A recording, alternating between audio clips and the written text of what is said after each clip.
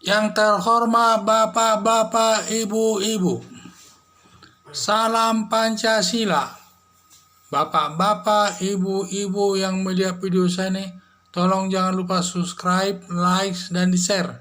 Sifatnya gratis. Saya akan mengomentari apa pertentangan 5 sila, jari trisila, dan eka sila dalam RUU HIP. Jadi saya lihat ini banyak orang-orang di dalam masyarakat ini yang menentang daripada sila 5 menjadi trisila, menjadi eka sila. Padahal kalau menurut saya, apa yang diatur dalam RUU HIP tersebut sudah benar. Dan semua apa dari trisila menjadi eka, 5 sila menjadi trisila dan eka sila menurut saya sudah benar. Jadi menurut saya inilah ya. Alasan saya RUU HIP tersebut sudah benar, yaitu satu. Bahwa RUU HIP ini adalah merupakan landasan operasional hukum untuk menerapkan Pancasila itu di tengah-tengah masyarakat. Seperti kalau masalah undang Pancasila sudah diatur dalam Undang-Undang Dasar 45, ini hanya ketentuan umum, tidak bisa sebagai landasan operasional di lapangan. Makanya harus ada operasi di lapangan seperti yang lainnya itu. Hanya diatur kalau kita melihat bahwa demokrasi, kata demokrasi hanya diatur di dalam Undang-Undang Dasar 45, kata demokrasi. Tetapi hal ini diterjemahkan penerapannya dalam masyarakat.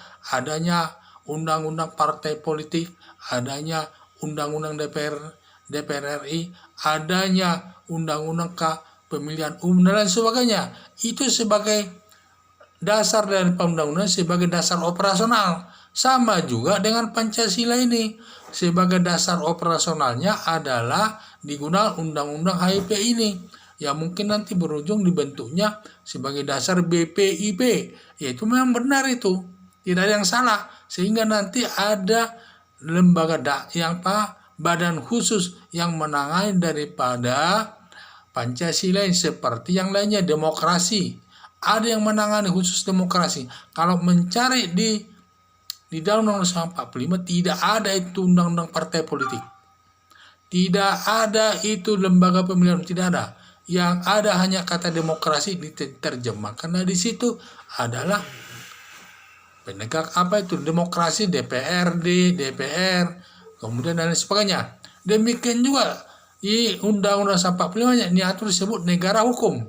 Negara hukum dan juga di situ kewenangan negara hukum ini adalah adanya peradilan, lembaga peradilan. Tetapi di dalam pelaksanaannya ada di sini undang-undang soal kejaksaan, kepolisian ini tidak ada diatur di dalam Undang-Undang 45 nih. Makanya sebagai dasar negara hukum, salah satu perangkat negara hukum itu adalah lembaga kejaksaan, lembaga kepolisian, KPK, dan lain sebagainya. Ini ada undang-undangnya. Jadi tidak salah adanya rencana undang-undang HIP ini untuk menerapkan nanti Pancasila dalam penerapannya di tengah-tengah masyarakat. Jadi yang kedua,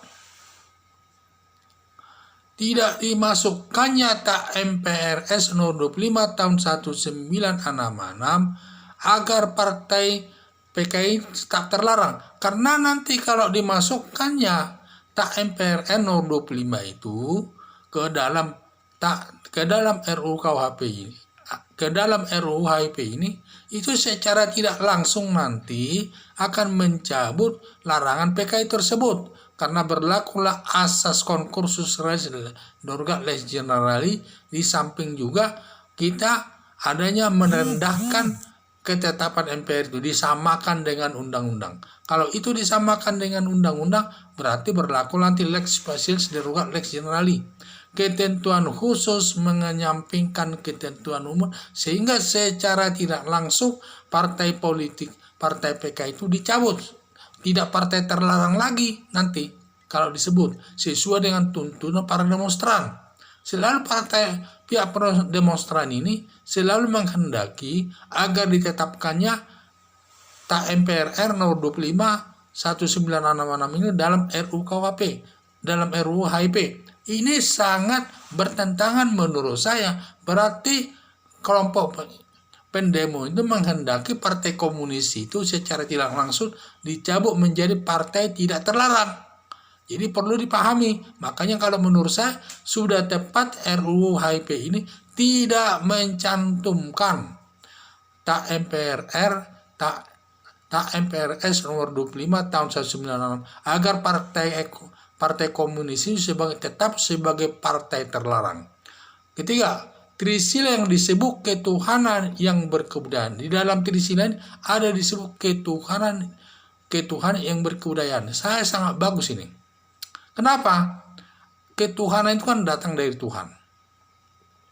Semua orang mau taat kepada agama itu karena akan nanti masuk ke surga sesuai dengan ajaran masing-masing yanuknya. Dan ini ditetapkan di yang terdepan. Sedangkan berkebudayaan, budaya itu perlu kita ketahui bahwa budaya itulah hasil pemikiran manusia dalam masyarakat setempat. Sehingga setiap masyarakat setempat selalu ada budayanya. Antara budaya yang satu dengan yang lainnya selalu berbeda. Makanya ditempatkan dia nomor 2, di bawah ketuhanan. Kenapa? Kalau kita melihat setiap ada perkawinan selalu mengutamakan dilakukan dulu acara agamanya. Agama apa dia? Setelah selesai dengan acara agama baru dilanjutkan acara adat. Apakah pesta di hotel, di mana dan sebagainya. Karena setiap masyarakat itu punya adat istiadat.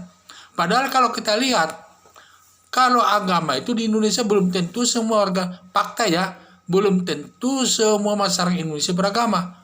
Apalagi pernah saya lihat di YouTube, saya bukan, katanya dia tidak beragama dan lain sebagainya. Jadi ini yang saya lihat ya, walaupun ketentuannya, tapi banyak juga saya lihat yang tidak beragama.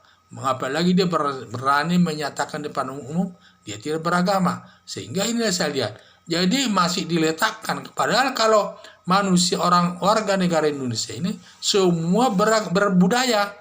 Setiap orang dimanapun dia berada selalu ada budayanya sesuai dengan kehendak masyarakat serta hasil pemikiran masyarakat setempat. Karena budaya itu penting, selalu diulang-ulangi masyarakat itu. Karena dia itu dianggap baik oleh masyarakat setempat, sehingga diulang-ulang. Saya sangat setuju mengedepankan ketuhanan ini, dia berada di atas, jangan sampai dibalik. Dibalik dalam arti budaya itu yang lebih atas. Ketuhanan nomor 2 tidak boleh itu kalau saya. Karena saya juga orang beragama. Saya lebih setuju bahwa ketuhanan yang terdepan baru yang di nomor 2-nya di kebudayaan. Karena ini selalu sejalan, apapun kerjanya selalu sejalan.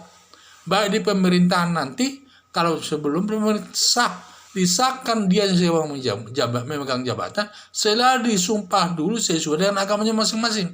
Baru nanti orang itu bekerja sesuai dengan adat-adat yang berlaku di dalam tatanan cara-cara di lingkungan pemerintahan. Karena lingkungan pemerintahan itu pun ada kebiasaan-kebiasaan untuk melakukan pekerjaan tersebut. Apalagi di acara-acara perkawinan dan sebagainya, selalu ditampilkan adat istiadat. Jadi ini saya lihat, ini tidak salah. Jadi ini justru menggambarkan berkehidupan sosial kita. Di samping berketuhanan juga harus berkebudayaan ini, harus dijaga hubungan ini. Jangan sampai rusak. Jadi ketiga juga. Sekarang Tridaya Sila, sekarang saya sila pertama, jadi diperas menjadi satu sila, yaitu gotong royong. Saya sangat setuju juga gotong royong ini. Apa maknanya gotong royong ini? Adalah bekerja sama dalam membangun negara Indonesia. Dalam segala hal harus bekerja sama, tidak boleh ada pihak-pihak lain yang tidak sejalan dengan pemikiran bangsa Indonesia ini. Salah satu contoh, kita beragama di Indonesia harus saling menghargai sesama agama yang berbeda agama, berbeda keyakinan, harus saling menghargai. Dan juga dari segi hukum, kita harus bersatu menegakkan hukum di Indonesia itu. Jangan sampai ada yang melanggar. Dan juga di samping itu juga harus bergotong royong bekerja sama juga kita meningkatkan ekonomi bangsa Indonesia ini. Itulah maknanya kalau menurut saya bergotong royong, jangan dikait-kaitkan untuk kelompok-kelompok tertentu. Jadi kita harus bergotong royong juga membela negara kita ini. Jangan sampai ada kita membentuk kelompok-kelompok tertentu untuk menentang negara ini. Seperti ada yang kita lihat, ada kelompok Hizbut Tahrir, FPI, dan juga Ruki di Solo. Dia ini kan tidak bersatu dia dengan bangsa Indonesia, menegakkan beragama di Indonesia sesuai dengan falsafah Indonesia, yaitu sebagai Pancasila, sebagai dasar negara Indonesia. Jadi kita juga harus bergotong royong menjalankan Pancasila itu sebagai dasar negara. Dan juga harus bersatu kita melaksanakan lambang Bhinneka Tunggal Ika itu.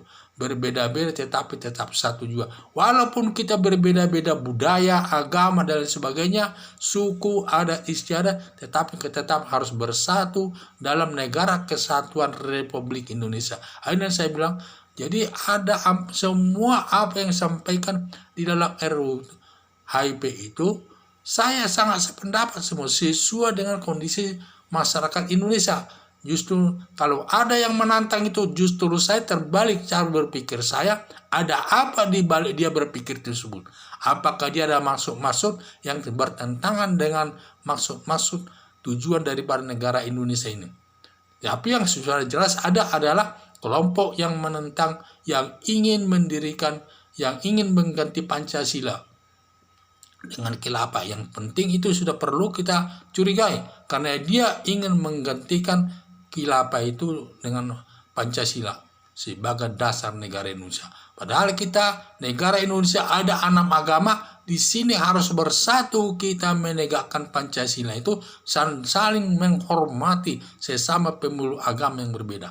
Itu saya lihat. Jadi apa yang dituangkan dalam RIP HIP ini, rencana undang-undang HIP ini, saya sangat mendukung. Menurut saya tidak ada masalah di dalamnya itu. Kalau kita memang benar-benar sebagai masyarakat Indonesia menegakkan negara hukum yang berlandaskan demokrasi juga. Jadi mari kita bersama menegakkan negara hukum ini bersama-sama dan bergotong royong membangun negara Indonesia ini. Sehingga agar negara Indonesia mencapai kemakmuran untuk demi kepentingan masyarakat kecil. Sekian dan terima kasih.